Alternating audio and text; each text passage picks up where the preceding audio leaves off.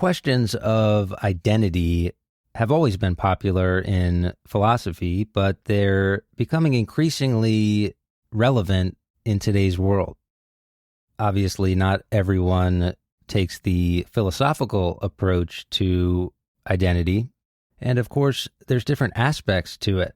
There's the physical, the psychological, the spiritual, and how you define who you are is sometimes not as simple as it might seem.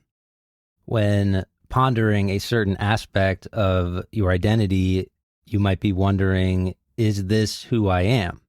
Or is this who I want others to think that I am? Or is it simply what others are actually seeing about me? Or some combination? Is identity and the different aspects that make up who you are something that is fixed and never changing? Or is it fluid, changing and twisting and contorting over time? To what extent are these things innate or influenced by the environment? We could probably go all day with these perplexing questions of identity and what they mean, but one question that we're going to focus on today is, how do these types of questions relate to identity in a wartime scenario? In peaceful times, we may think of this philosophical concept of identity as a sort of irrelevant philosophical side issue that's useful to ponder, but not that all useful in reality. It might be useful to think about this stuff and signal our identity to different groups or tribes that we want to identify with. This may help us to feel fulfilled or build communities that we feel comfortable in, all of these types of things. But in times of war, identity becomes a bit more practical. Introducing this concept of identity during the Taiping Civil War, historian Tobie Meyer-Fong, in her book What Remains, says, quote, "Things and people were not always what they seemed. How did people recognize friend and enemy when the normal marks of commitment and loyalty were unstable or deliberately abandoned? Even in ordinary times, visual and oral clues about a stranger's identity were worthy of observation and comment.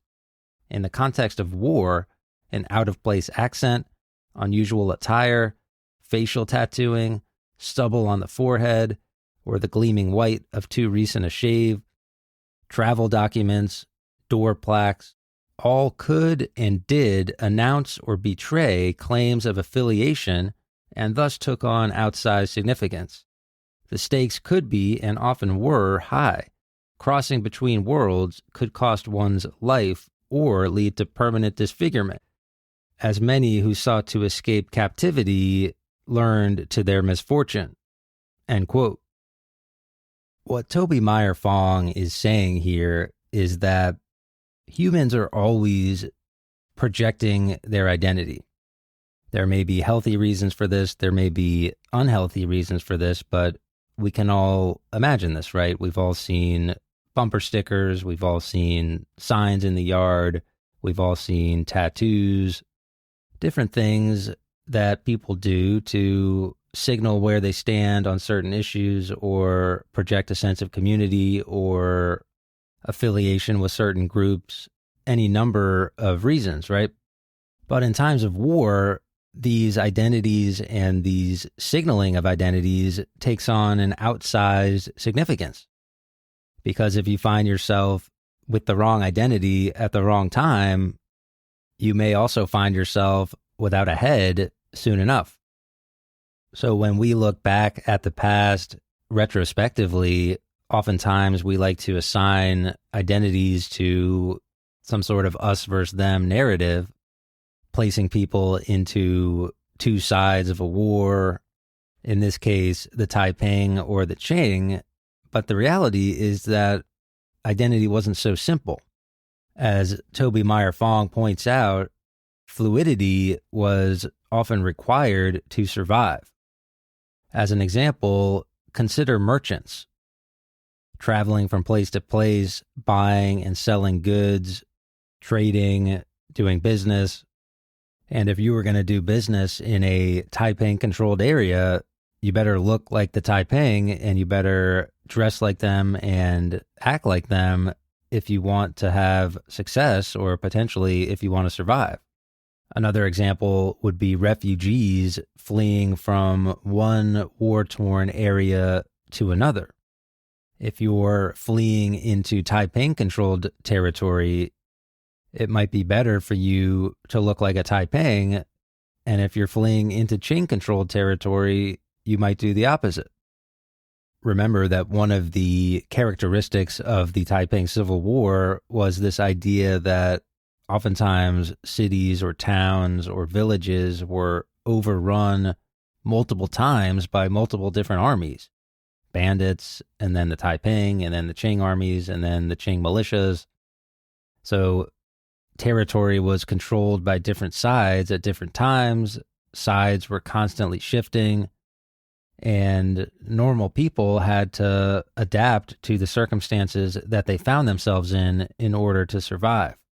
Historian Tobie Meyer-Fong says, quote, "Hunger, loss, and destruction unmoored people, propelling them outward from familiar communities.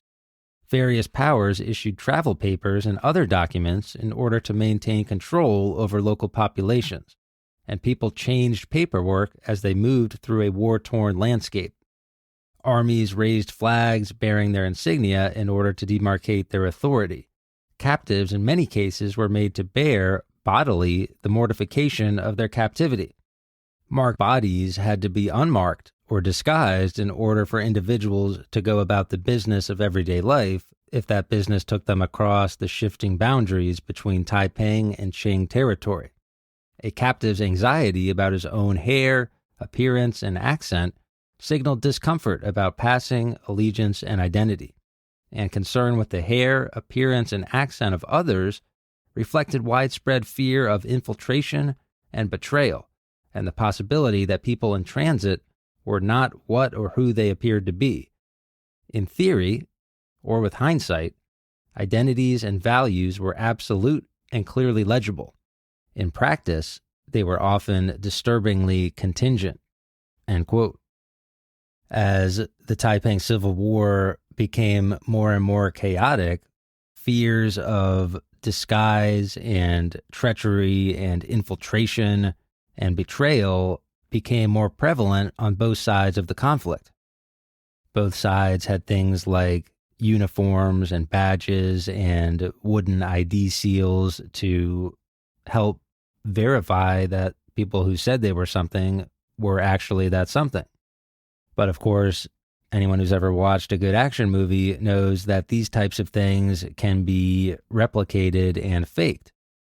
Tobie Meyer-Fong points out that not only was this treachery situation common, but it led to extreme situations. She says, quote, "Anxiety over disguise and betrayal could and often did lead to extreme decisions, partly, but not only after 1860 as war shaded into counterinsurgency. Increasingly, all sides turned to techniques including destruction of surrounding suburbs, banning of trade, execution of captives, and massacre of civilians. Were groups of apparent refugees truly fleeing hardship, or might they be rebels in disguise, traveling by boat with women and children in order to infiltrate Qing-held territory?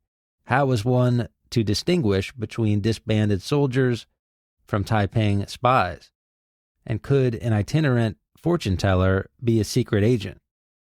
That such things had been known to occur meant that militias tortured and interrogated or massacred boatloads of refugees they encountered out of fear that they might not be who and what they seemed." End quote. So as you have groups of bandits changing sides with whichever way the wind's blowing, or well-connected elites changing sides based on whichever army is closest to them, bandits in disguise as refugees launching attacks on cities and towns, And the fact that these types of things seem to be happening more regularly as the war goes on, in addition to just normal people being forced or impressed into military service, and all of a sudden the concept of identity is becoming a very blurry situation, a fluid situation, and something that now takes on a supercharged importance of life and death. As the military apparatus on both sides increasingly became concerned with these questions of identity, from a human perspective, oftentimes the first thing we look at is physical appearance. One thing that Tobie Meyer-Fong focuses on in her book is the ways that war marks people, literally, figuratively, emotionally. For example, tattooing the faces of criminals and convicts has had a long history in China. This was also a thing in many ancient societies, and in fact, even some modern societies. Think about runaway slaves in America being branded, for example. And the Taiping forces in particular tapped into this and marked anyone they saw as a transgressor. Tobie Meyer-Fong says, quote, "To inscribe words on another man's face was to assert absolute authority over him in an act of shattering humiliation. The right to write punitively on the flesh of another, at least theoretically, would have been reserved for the state as a form of sanctioned violence, although clearly it was possible that a power other than the state might brand words on flesh. To punish by writing on the face was to assert authority by analogy to the state. That the rebels wrote on the faces of captives posed existential challenges, politically to the dynasty displaced, and personally to the person tattooed. The face served a powerful metaphor for the self in late imperial China. Survivors of humiliating or morally compromising experiences often voiced concerns that they had no face with which to face society. Because of the layers of meaning associated with face, there was particular resonance in inscribing social or political identity directly onto the face. Facial tattoos marked a man as being outside the bounds of human society. Unlike gang tattoos, which encoded voluntary affiliation and might be understood as empowering, tattoos imposed on criminals and conscripts were both involuntary and debasing." End quote. There is this concept in East Asian cultures, this idea of face, where it's more or less the parts of your identity that you are showing to the world. And it's interesting how this is used as a lever by people in power to control and punish and determine who is part of us and who is part of them. And while involuntary facial tattooing was one way for people to have their identities signaled for them, there were also voluntary moves that people could make. One of the classic characteristics of this conflict, and something that's often remarked on when you read some of the European primary sources, is that the Qing had a unique hairstyle where they would shave a part of their forehead, and this was basically mandated across most levels of Manchu Qing society. And the Taiping, perhaps because of this and maybe wanting to throw this in the face of the Qing, prohibited shaving the forehead. What may seem a small and colorful detail to outside observers of the conflict, signaling who was on what side, this shaving of the forehead had, again, big significance for civilians during this conflict. Obviously, it's going to be a huge issue for merchants, refugees, civilians who cross borders and had borders change on them, because for the most part, the length of your forehead hair is now an indicator of the length of your loyalty to the Taiping. Civilians with the wrong hairstyle were routinely executed by both sides. Sometimes civilians were killed anyway, even if they had the quote-unquote right hairstyle. Tobie Meyer-Fong talks about the fall of Nanjing that signaled the end of the Taiping Rebellion, and the fact that many inside of Nanjing, some of which who had no choice in siding with the Taiping to begin with, many civilians shaved their head as a sign of allegiance to their new conquerors, but it didn't matter. She says, quote, "After the fall of Nanjing, many civilian residents of the Taiping capital immediately shaved their foreheads as an expression of their surrender to the Hunan army. Most were executed anyway. Apparently, the skin on their scalps was paler than their faces, a sure sign that they had only recently been rebel subjects, and thus the soldiers from Hunan concluded that they deserved absolutely no mercy." Zhao Liwen described the mayhem that ensued. Streets littered with corpses, many of them old people, infants, and toddlers. Young women raped or carried off. Wounded bodies brutalized and bleeding, the incessant sound of wailing. End quote. It's worth noting that barbers actually followed some of these Qing armies around in the hopes of getting some business because they knew people would be shaving their foreheads. But as we just saw in that example at the end of the war, sometimes it didn't matter. Another thing that civilians could do to signal which side of the conflict they were on was what they wore on their bodies.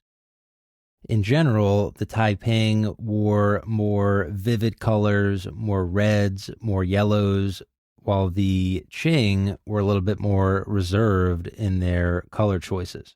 To them, yellow especially was a sacred color reserved for the emperor and the upper reaches of power in the dynasty. So ultimately, there were all of these different ways that people during the Taiping Civil War could signal their identities to the different parties who might care. But what's interesting is that sometimes, and this seems to be the case for identity in general, people saw what they wanted to see. Some looked at the vibrant colors of the Taiping and saw exuberance and confidence and pride. Others saw those same colors and the same long hairstyle, and they felt like there was a theatrical silliness to the whole thing. And oftentimes what you thought about the Taiping in particular depended on your preconceived notions going into the conflict. I'm going to read two accounts of the Taiping identity and dress from Europeans. They both have the typically racialized viewpoint of the time period, but they offer different perspectives on the Taiping. Frederick W. Harvey, British consul at Ningbo, talking about the Taiping, said, quote, "The tawdry harlequin garb worn by them, and which, however incredible it may seem, has such a strange effect on the minds of all classes of people in this country. With us, the burlesque costume and other ridiculous devices of the Taiping would only tend to raise a smile. But I firmly believe that this dress, per se, has an effect the very reverse on the ignorant and somewhat primitive inhabitants of this country. Their long, shaggy, black hair again adds to the wildness of their look. And when this fantastical appearance is accompanied by a certain show of fury and wildness, it is really little to be wondered as if the mild Chinese, constituted as we know them to be, either take flight or submit tamely. I look in vain in the darkest ages for a similar faction and upheaving of men, but there is nothing in past records so dark or so bad. such abominations committed under the name of religion, such mock heroic buffoonery, such horrors accompanied by pantaloonery, so much flimsy web worked in the midst of blood and highly tragic events." End quote.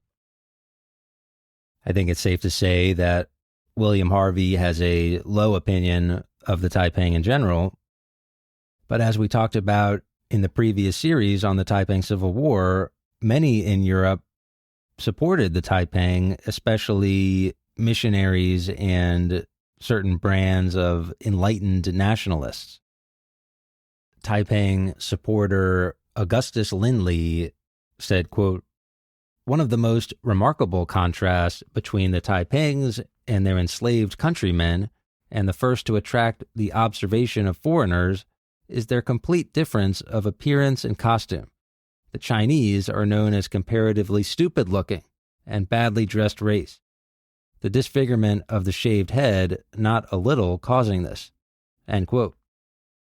Again, there we have two accounts from Europeans talking about the same people, both with bluntly racial, white man's burden, civilizing mission types of attitudes, but with completely different interpretations of what it means to be a Taiping and how and why they were signaling their identities in different ways. Historian Tobie Meyer-Fong is using these accounts in part to make a larger comment about the nature of understanding identities historically. As we said earlier, we like to put things into narratives and we like to make puzzle pieces that fit together nicely. In this case, we have the Taiping and we have the Qing, and those are two totally separate sides with two totally different sets of identities and physical markers signaling those identities. But as we've seen, sometimes the lines were blurred. Sometimes when a large Qing army is approaching, you cut your hair.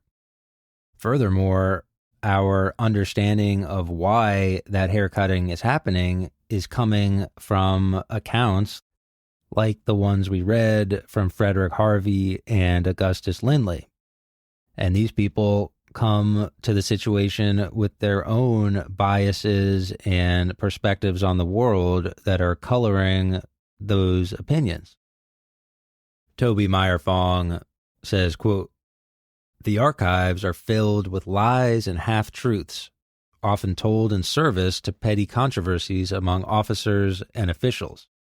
Foreign friends and enemies told their tales in service to their own more distant agendas: Christian conversion, parliamentary victories, and the trade in opium, tea, silk, and British manufactures. It is this confusion and contingency of allegiances that has fallen out of our understanding of a past long since reduced to a morality play of absolute identities and loyalties. The transformation of lived confusion into the absolute moral certainty of loyalty got underway immediately." End quote. I don't know if Tobie Meyer-Fong would agree with this or not, but it seems that sometimes we like to assign ourselves very concrete and fixed identities.